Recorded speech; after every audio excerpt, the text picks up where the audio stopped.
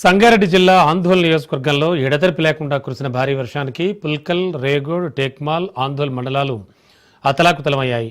భారీ వరద నీటితో లోతట్టు ప్రాంతాలన్నీ జలమయమయ్యాయి. అనేక చోట్ల వాగులు, వంకలు పొంగిపొరలడంతో గ్రామాలకు, పట్టణాలకు రాకపోకలు తెగిపోయాయి.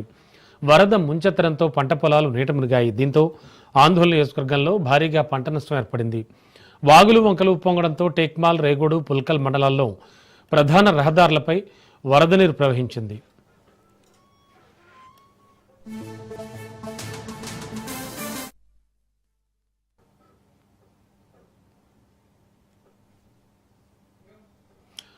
రాయకోట్ మండలంలోని బొగ్గులంపల్లి వద్ద చెరువు ఆనకట్ట తెగిపోవడంతో వరద నీరు సింగూరు బ్యాక్ వాటర్లోకి ఉధృతంగా ప్రవహిస్తోంది. రేగోడు మండలంలోని జాగిరియాల, కొండాపూర్ మధ్య రాకపోకలు నిలిచిపోయాయి.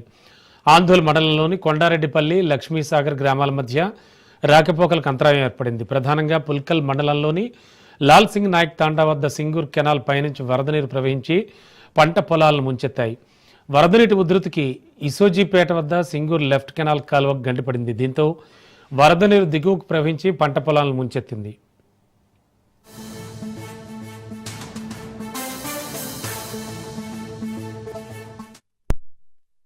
ఈ భారీ వర్షాల కారణంగా ఈ సమయంలో తీసుకోవాల్సిన జాగ్రత్తలు, ముఖ్యంగా ఈ లోతట్టు ప్రాంతంలో ఉన్న ప్రజలు సురక్షితమైన ప్రదేశాలకు వెళ్ళాలి.